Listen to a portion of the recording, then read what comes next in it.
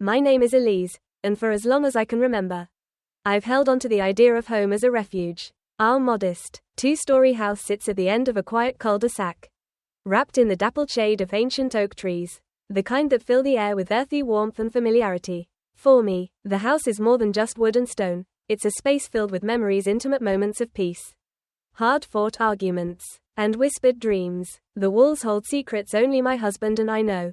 Or so I thought. I learned about my sister-in-law's plans in the most unassuming way. Sitting in my own kitchen, I heard it from a friend of hers, a distant relative I barely knew, during a brief phone call that wasn't even meant for me. Of course, she's thrilled to have her wedding at your place, the voice had said, light-heartedly, as though I'd known all along. It didn't land at first. There was this strange, surreal moment where I thought perhaps I had misheard, but as the details of her plans leaked through conversations over the next few days, I realized this was no mistake. My sister-in-law, Veronica, had planned her wedding to take place in my home, and I wasn't even invited. Veronica and I have never been close. She's the kind of person who breezes through life with an effortless charm. The kind of charm that makes others overlook her entitlement. I've always tolerated her small jabs and little slights, dismissing them as part of her personality. She's always acted as though the world owed her something, a princess in her own self-spun fairy tale. But the presumption that she could simply take over my home for her wedding and not even think to include me in the event itself was a new kind of hurt. It felt like a strange betrayal, as though she'd staked her claim over the one place I felt truly safe. In the days that followed, I found myself wrestling with a mix of emotions: confusion, frustration, even anger, but mostly, a gnawing sense of helplessness. I kept telling myself that maybe this was a misunderstanding, or that Veronica would change her mind. But as the weeks ticked by and more details about the wedding emerged, my initial disbelief turned to a painful acceptance. The house I once considered my own has started to feel less like a sanctuary and more like a stage. Every week, Veronica sends emails to the family group chat, describing how the wedding will look, her wedding, her day. I see her vision unfolding, one detail at a time, as though she's already brushed me out of my own picture. The colors she's chosen, deep burgundies and ivory whites, sound lovely on paper. But the thought of those colors draped over my furniture, strung from my walls, makes me feel uneasy. She's decided on a rustic theme with fairy lights and wildflowers. It'll be like a dream, she wrote in one of the messages, completely oblivious to the fact that the dream she's describing is my personal space. My own life. I feel invisible, a ghost in the very place I call home. My husband, Chris, has always been the peacemaker, but with every question I raise, he just sighs and insists that it's only one day. He says it as though one day of losing my own home should mean nothing to me. As though it's something I could endure without question. I can feel myself slipping into the old patterns, silencing my feelings to keep the peace. But this is more than just a wedding. It's my sanctuary, my memories, and they're all being painted over in Veronica's fairy tale colors. Soon, my home is transformed into her venue. Strangers parade through my living room, measuring walls, envisioning where tables and chairs will go, discussing floral arrangements as though it's a done deal. A caterer walks through the kitchen with a clipboard, noting where the food will be placed. I feel like I'm intruding on someone else's event, like a stranger in my own life. Veronica never stops to ask how I feel about any of it. Her vision of her wedding has entirely erased me, and as she continues to plan, her entitlement only grows bolder, her sense of ownership over my space more deeply rooted. She dictates what can and cannot be moved, where she'll need more space, and even what she expects us to do on the big day. I realize, with a pang of regret, that she's never seen me as an equal or as part of the family. In her eyes, I'm a footnote in her fairy tale, barely worth acknowledging. It stings to see my husband comply with every demand, each request accepted with a nod. I don't recognize the person he's become around his sister. In her presence, he's someone who'd rather placate than protect, someone who would rather keep the peace than preserve my sense of self. The sense of betrayal gnaws at me. I know deep down that if I don't speak up, I'll lose something precious, not just my home, but my very dignity. Late at night, I lie awake, my thoughts circling back to the same questions. Why do I always let people step over me? Why have I never learned to speak up? And most importantly, why am I letting this happen? The days march on, with wedding preparations intensifying. The walls of my home are plastered with to-do lists, all in Veronica's handwriting, as if she's taken possession of every corner of my life. Friends and family congratulate her, cooing over her plans, while I drift along in silence, shrinking into the background. I know I can't stay silent forever. I can feel the weight of the words I've swallowed all these years building up. pressing against my chest, begging to be set free. This time, I don't want to let it slide. This time, I want to take a stand. I never thought I'd feel like a stranger in my own home. But now, as the wedding draws nearer, my once cozy space feels like it's slipping away from me, room by room, replaced by something gaudy and foreign, something that doesn't belong to me. The invasion isn't just physical, it's emotional. Every inch that Veronica claims feels like another part of myself disappearing. Everywhere I turn, reminders of her wedding plans are there, drowning out the life I've built here. The once familiar scent of the flowers in my backyard has been replaced by the cloying perfume of exotic blooms Veronica insists on planting for the aesthetic. Even the front porch has been transformed with ribbons and fairy lights.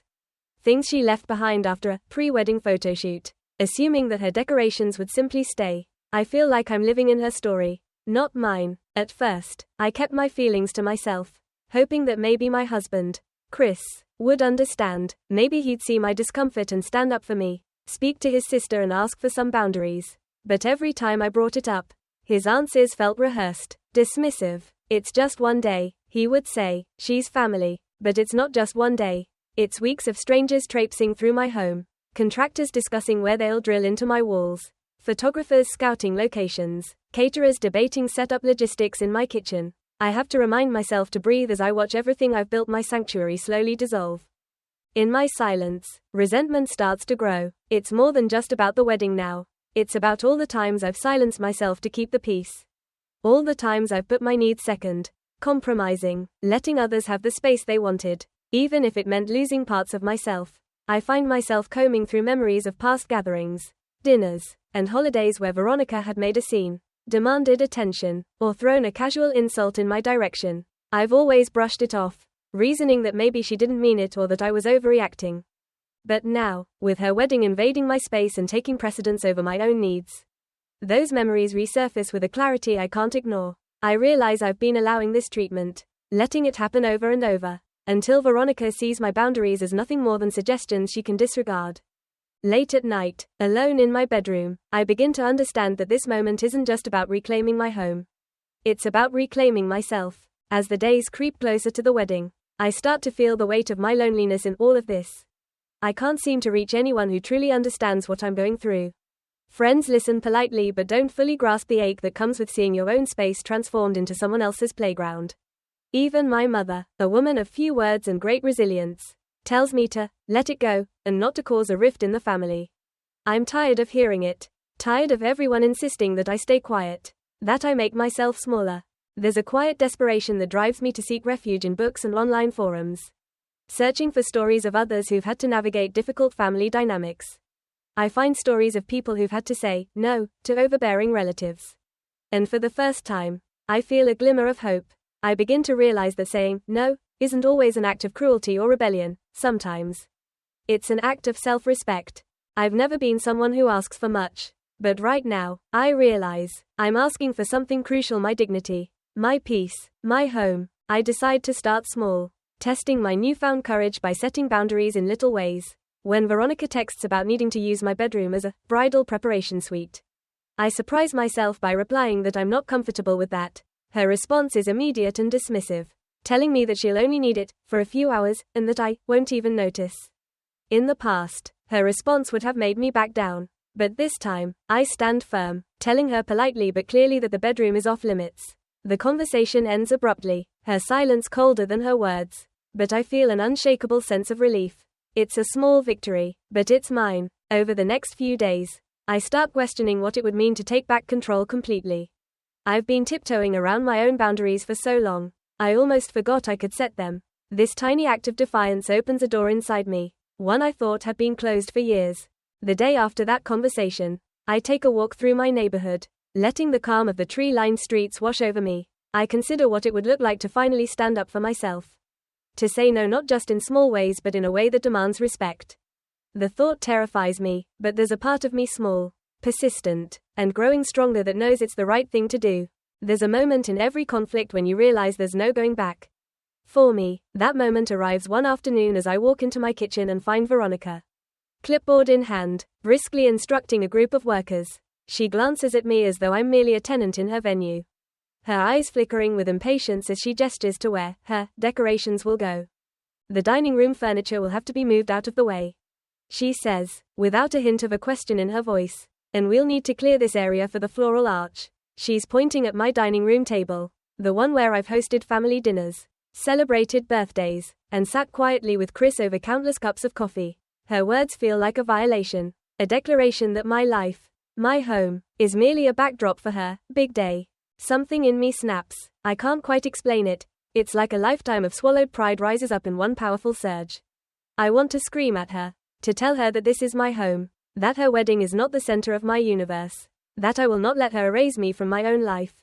But I hold back. For once, I want to do this right. I want her to understand, with undeniable clarity, that I am reclaiming my space, my peace, my dignity. I take a deep breath, steadying my voice. I'm not comfortable with you moving the furniture, I say, a quiet strength behind my words. She barely looks up. Elise, it's just for one day. You're making this a bigger deal than it is. But to me, this isn't about the furniture. It's about everything, about all the times I've stayed quiet, all the times I've allowed her to dismiss me. And now, in the face of her blatant entitlement, I decide it's time for more than quiet resistance. I need to take a stand. Over the next few days, I come to a decision. If Veronica insists on disregarding my boundaries, then I will no longer let her wedding go on as planned. I'm not sure exactly how I'll do it, but I know one thing for certain: this wedding will not happen in my house. Once I make my decision, I feel an eerie calm settle over me. I know what I have to do, and the anxiety that's been haunting me for weeks slowly fades, replaced by a focused determination. I'm going to take back my home, and I'm willing to face whatever fallout comes with it. First, I research my legal options. Reading through articles and forums about property rights and boundaries, I learn that, as the homeowner, I have every right to control who enters my house and to enforce my own rules.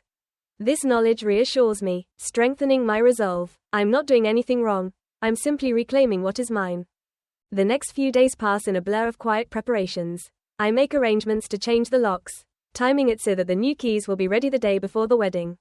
In the meantime, I prepare myself emotionally, bracing for the storm that will undoubtedly follow. It's a strange, liberating experience to finally prioritize my own feelings, to make decisions based solely on what I need and want.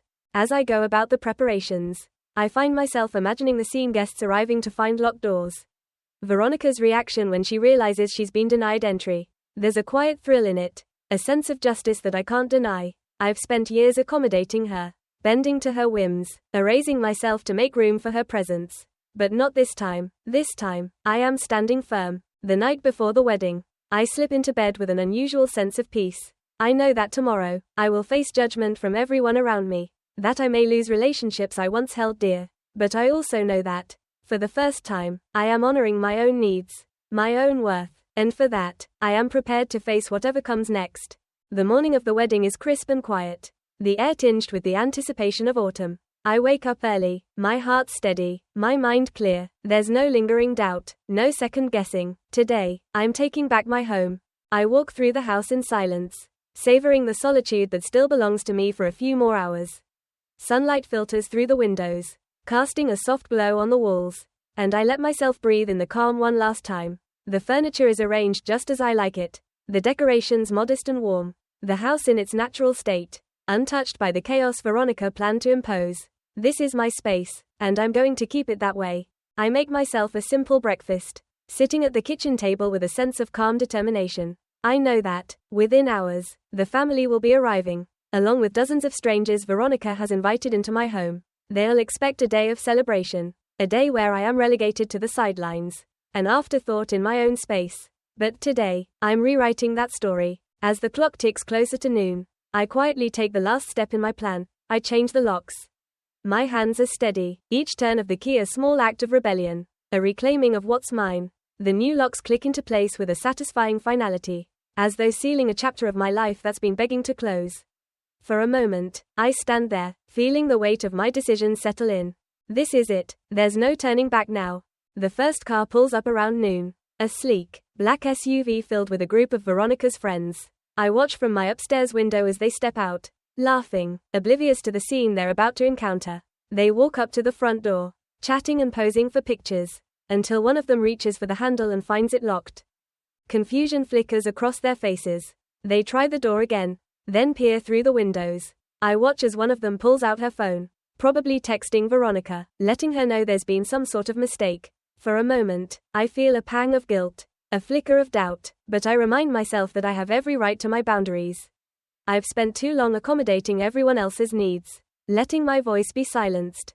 As more guests arrive, confusion turns to mild panic. People linger on the porch, glancing at each other, whispering, checking their phones. I can feel their frustration building, the tension rippling outward. Soon, my husband, Chris, arrives, his face a mixture of confusion and annoyance. He reaches for his keys, fumbling with the lock, but of course, they don't fit. I watch as he tries again, his expression turning to disbelief, then anger. I can almost feel his thoughts racing, the realization dawning that I've made a deliberate choice. Veronica's car pulls up next, a white limousine that's almost too large for our driveway. She steps out, dressed in an opulent gown, a small entourage following her like she's royalty. She strides confidently toward the door, her face radiating with excitement until she, too, finds herself locked out. I watch as her smile fades, replaced by a look of shock, then indignation. Her eyes scan the crowd, searching for answers, and finally, she looks up, locking eyes with me through the upstairs window. For the first time, I see her not as the princess she imagines herself to be, but as a woman who's overstepped, a person whose entitlement has led her to this moment of reckoning. I don't feel anger or resentment anymore, I feel a quiet strength. A sense of peace in knowing that I've finally stood up for myself.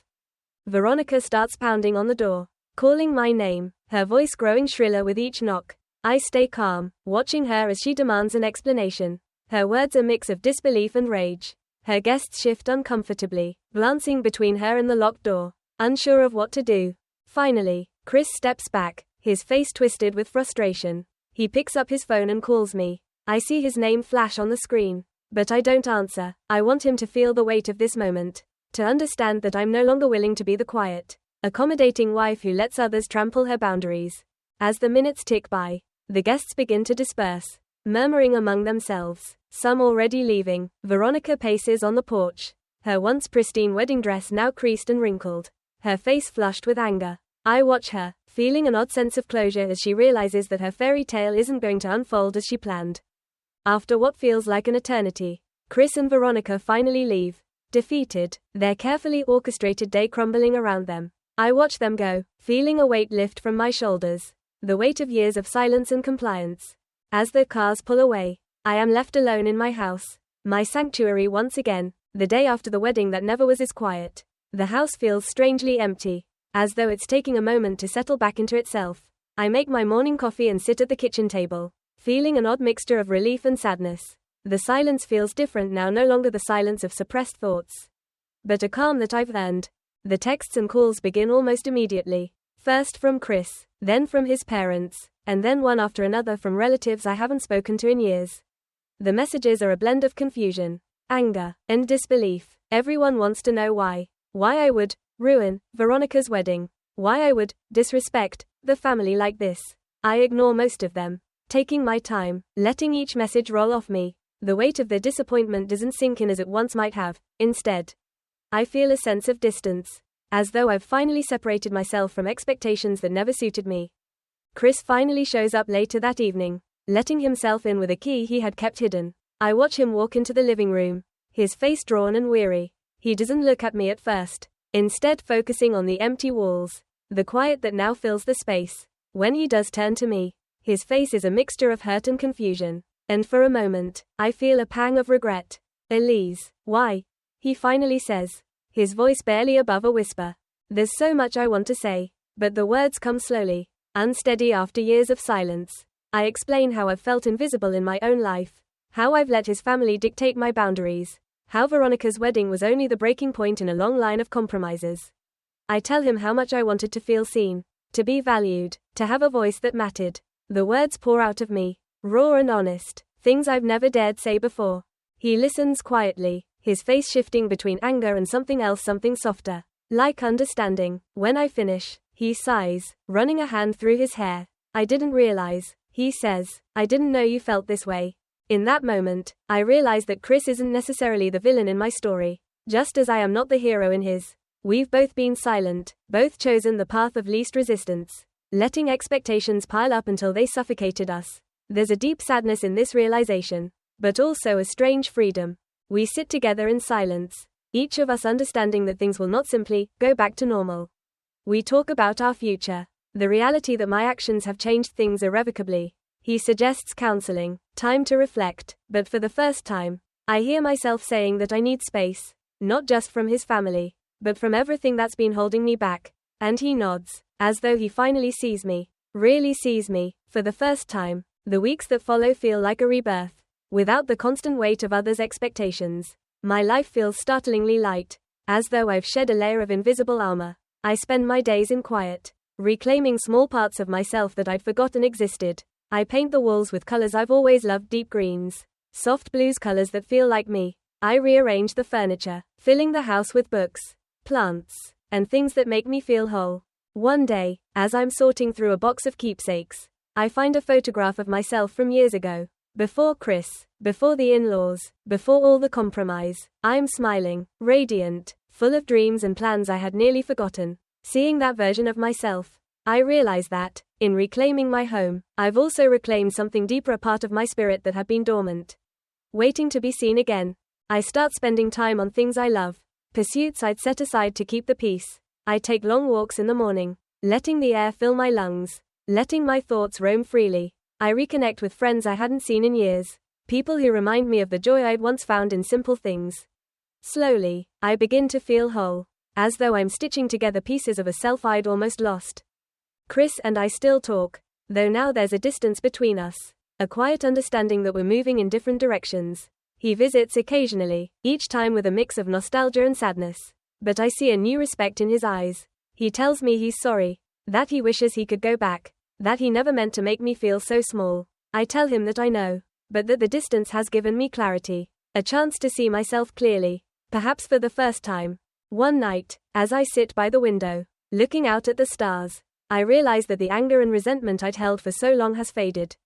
In its place is something gentler, a forgiveness not only for Chris and his family, but for myself. I forgive myself for the years of silence, for the compromises, for the ways I'd allowed others to shape my life. And with that forgiveness comes a quiet joy, a sense of possibility that I hadn't felt in years. When Veronica reaches out, finally breaking her silence, I don't feel the same bitterness I once did. She apologizes, in her own way, a strained, formal message that feels hollow but sincere. She tells me she didn't realize how much she'd taken for granted, that she thought I'd be okay with it. I don't respond, but I feel a strange sense of closure. I no longer need her approval or understanding. I have found something far more valuable, my own voice, my own life. As time passes, the house becomes my sanctuary once again, filled with laughter, light, and a newfound sense of peace. I no longer fear the silence, no longer feel the need to fill it with anything but my own thoughts.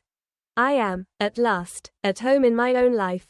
And on one quiet morning, as I sip my coffee and watch the sunlight dance through the window, I realize that I am free from expectations, from compromises, from the parts of myself I once thought I had to erase to fit into someone else's story.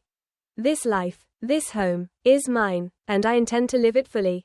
A few months pass, and winter settles over the town, blanketing the streets in quiet. My life has taken on a new rhythm, one that feels like it was waiting for me all along. Each day brings its own small joys: coffee in the morning sunlight, a book by the fireplace in the evening, the warmth of friends who remind me that home isn't only a place, but also the people who see you for who you are. One afternoon, as I'm cleaning up after lunch, I receive an unexpected message. It's from Chris, letting me know he's stopping by. We haven't seen each other since the divorce papers were signed. Despite the finality of it, we both knew that parting was the kindest choice, a way of allowing each other to find happiness we couldn't share. When he arrives, he looks different. He's carrying a small box, and I notice how he hesitates before he hands it to me. His eyes soft with the kind of sadness that only comes from love and loss. Inside the box is a small ceramic house, a souvenir from our honeymoon years ago.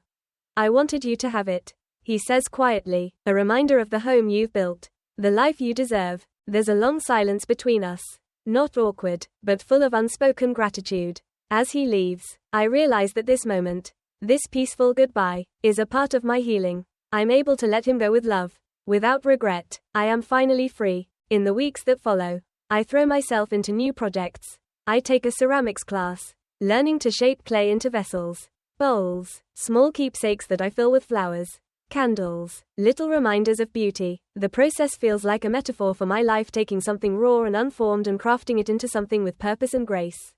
One cold, clear morning, as I finish a new piece in my studio, I get a call from a friend who works for a local magazine. She asks if I'd be interested in writing an article about reclaiming personal space. About finding strength through self-respect. It's not something I would have ever considered before. But now, the idea excites me. I realize that my story, the one I once thought of as ordinary, might just be something others need to hear. So I begin to write. Each word comes easily, a testament to the journey I've traveled. I write about the weight of silence, the power of standing up for oneself, and the peace that comes with embracing one's voice. As I pour my story onto the page, I feel the last remnants of bitterness fade, replaced by a gratitude I never expected. The pain has become my strength, a stepping stone toward the life I'm creating for myself. The article is published a few weeks later, and to my surprise, it resonates with people. Messages from strangers flood my inbox, sharing their own stories of finding their voice, thanking me for reminding them of their own strength. I never expected my story to reach beyond the walls of my home. But it has, and in that connection, I find a sense of purpose I hadn't known I needed.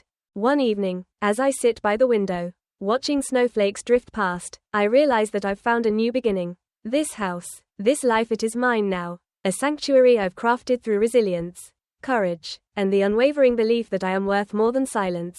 And in this quiet, in the warmth of my own company, I know I am finally home.